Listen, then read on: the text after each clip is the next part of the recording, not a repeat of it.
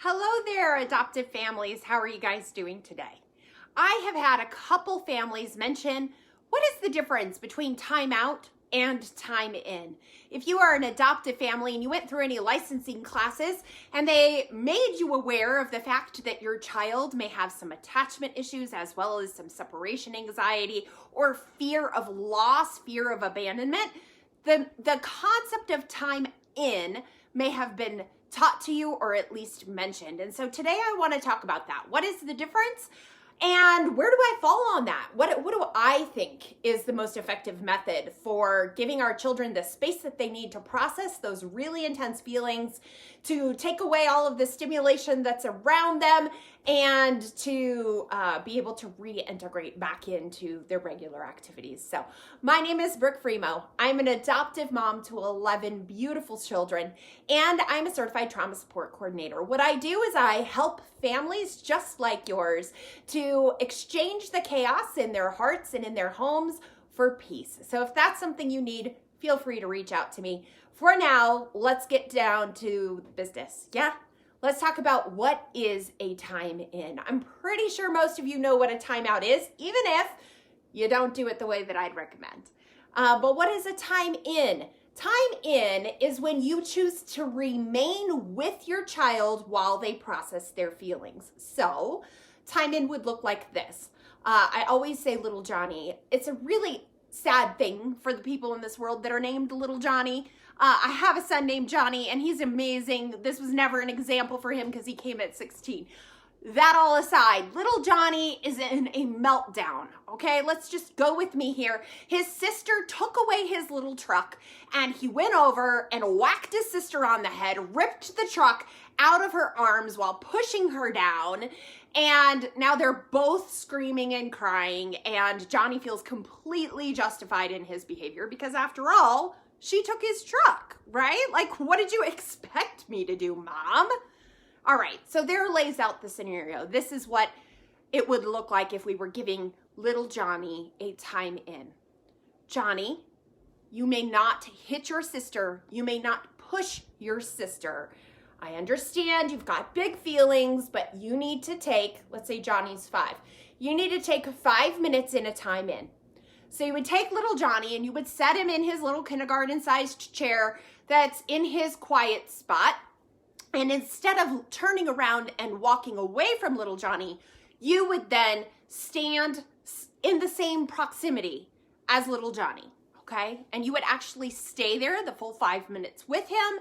And then hopefully at this point, he's calmed down, he's regained control.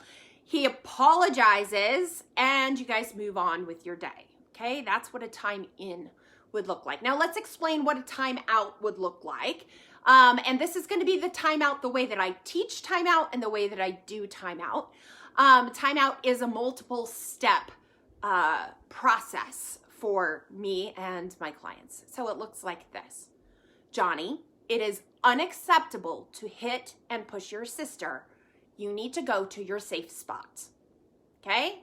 So then I ask Johnny to go to his safe spot. I indicate, a lot of times I encourage a beanbag or a pillow to be that safe spot.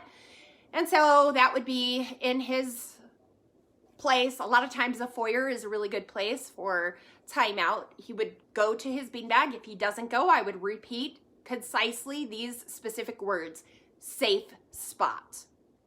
Those are the only words that would come out of my mouth because he needs to understand that he is going to have to go to a safe spot, and we're not going to debate this. You're not going to draw me into a conversation. You're not going to change the subject, derail. All of those things we can have those conversations, but we have them after you've made it right, okay? So he's going to go to his safe spot, and then he's going to calm down. So step 2 would be calm down.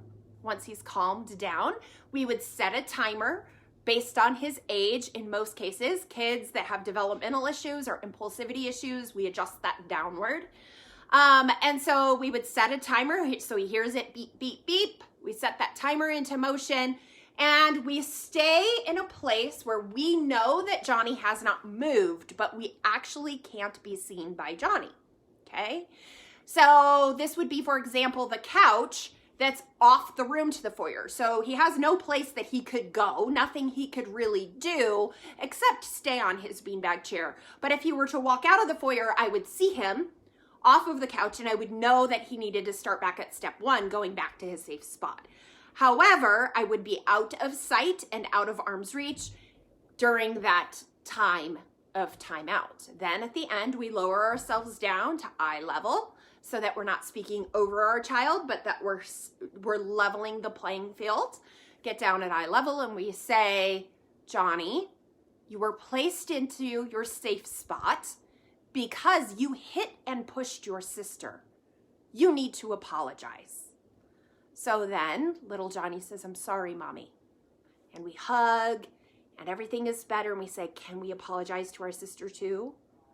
Yes. Goes and apologizes to his sister. Now, if he's the intellectual type, but Mommy, my sister took my truck and that was wrong.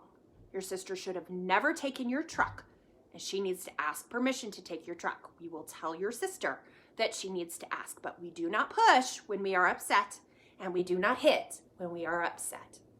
Okay, Mommy. Okay? So here's the thing. That's what my timeouts look like. They're safe spots. They're not timeout. They're safe spots. And time ins is basically you're looking for those same things, but you're doing it with a person there. These are the only instances where I would recommend a time in, and I will explain to you why. I'm not a big fan of time in. There's very little science that backs the effectiveness of time in. And for the same reason that a child throws a fit on the grocery store aisle floor is to get your attention, to pull you away from what it is that you're doing, to control the environment.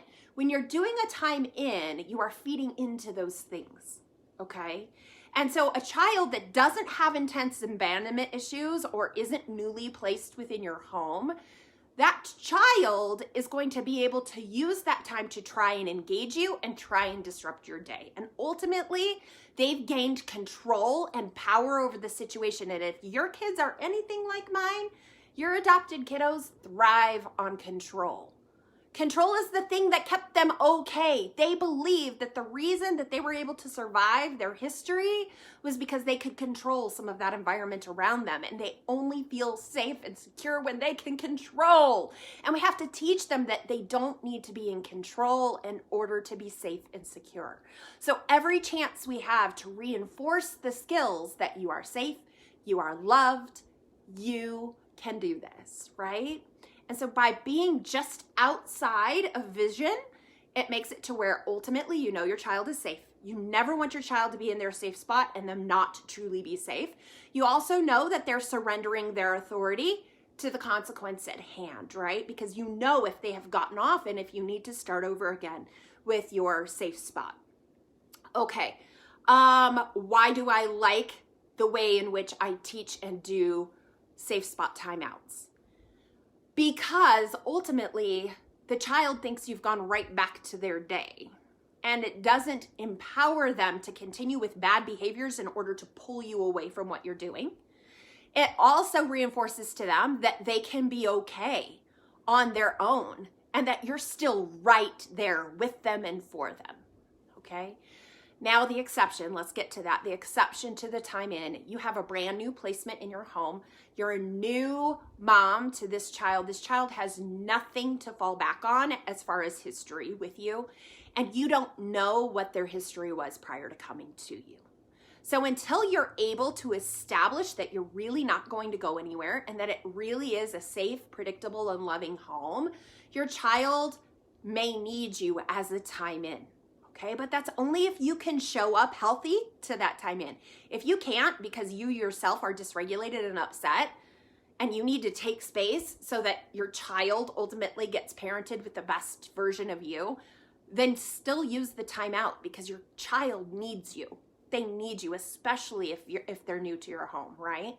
But at that point, a time in may be good. And it may be good if you weren't right next to the child, but you were maybe 10, 15 feet to where you still had your space and you were still doing your thing. You were reading in a magazine, you were reading a Bible, you were on your phone and handling your emails for the day, and do not engage.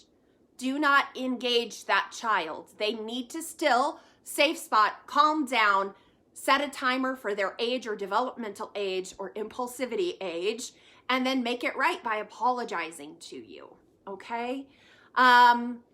All right, so new placement definitely goes there. The other one would be a child with extreme abandonment issues. So this would be a child that went through a really rough separation with their bio family, or a child that has been disrupted from placements multiple times and therefore just figures that this is another stop on an inevitable road to disruption. That child would also be a candidate for a time in, as long as the time in isn't done in a way in which that child can grab your attention and captivate you and manipulate the outcome of that circumstance, okay? So, and the last thing I would say about timeouts and time-ins is the way that you choose to do it makes all the difference. If you can maintain a level of calm and composure as you are integrating this consequent system, this time of reflection, this time of recentering, it really becomes something that is very automatic, very not inflammatory, the child doesn't get so upset about the fact that they have to go to their safe spot. And the child, you'll literally say, time for your safe spot. And they'll just get up and go to their safe spot. And they'll just walk over there because they know that they need it as much as you need them to have it, right? So, all right, whatever questions you have, hit me down below when it comes to time-ins and time-outs. Tell me what you use. Do you use a time-in? Do you use a time-out? Why do you choose what you choose? And when you do it the way that I do it, which is safe spot. I love having a portable safe spot, by the way. If it's a beanbag chair or it's a pillow, you can take it to a grandparent's house. You can take it where you're going to church groups, things like that. And then they still have their safe spot. So do you use a safe spot? Do you require a calm down? Do you set a timer? Do you have them make it right through an apology or another way? And do you do that with concise, short sentences because they're dysregulated? They can't process big explanations or reasoning. So short sentences, do you come down to their eye level, and do you end on a positive note of a hug? So let me know. I'd love to hear it. And if you are a mom that is in need of some support for your adoptive family, it is absolutely what I do. I'd love to spend 45 minutes of my time talking to you about the dynamics in your adoptive home and seeing whether we can bring about more peace and more calm where currently there's some chaos. Thank you so much for your time. God bless.